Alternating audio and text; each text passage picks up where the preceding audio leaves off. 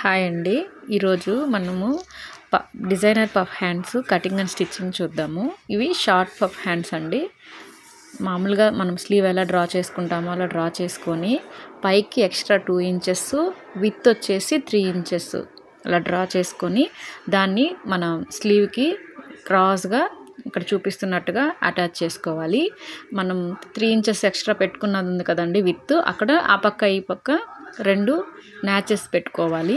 తర్వాత main cloth lining 2 పెట్టుకొని మనం అటాచ్ చేసి దాన్ని తిప్పి నార్మల్గా మనం స్టిచ్ చేస్తాం కదా అలా వేసుకోవాలి. ఇది నార్మల్ పఫ్ హ్యాండ్స్ అయితే కాదు, కొంచెం మనం ఎత్తుకున్నట్టు వస్తుంది కదా, అది ఓవర్గా కాకుండా కొంచెం మీడియంగా వచ్చేలాగా పెట్టుకుంటున్నాను అనమాట. ఇది 11 ఇయర్స్ పాపకి స్టిచ్ చేస్తున్నాను.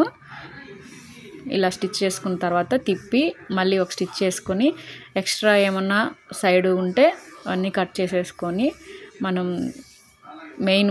ఇక్కడ వేసుకున్నాం కదా న్యాచెస్, అదే కట్స్ పెట్టుకున్నాం కదండి పైన ఆ పక్క ఈ పక్క, ఆ కట్స్ దగ్గర నుంచి మనం నెక్స్ట్ బుట్ట పెట్టుకుందాము.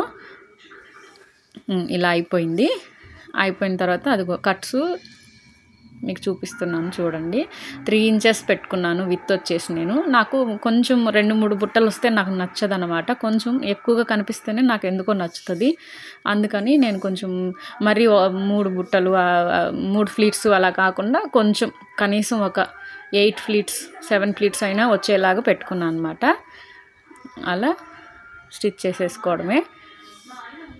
హ్యాండ్ ఇలా రెడీ అయిపోయింది. వేసుకున్న తర్వాత లుక్ ఇలా ఉంది. ఎలా ఉందో కామెంట్ చేయండి. బాయ్.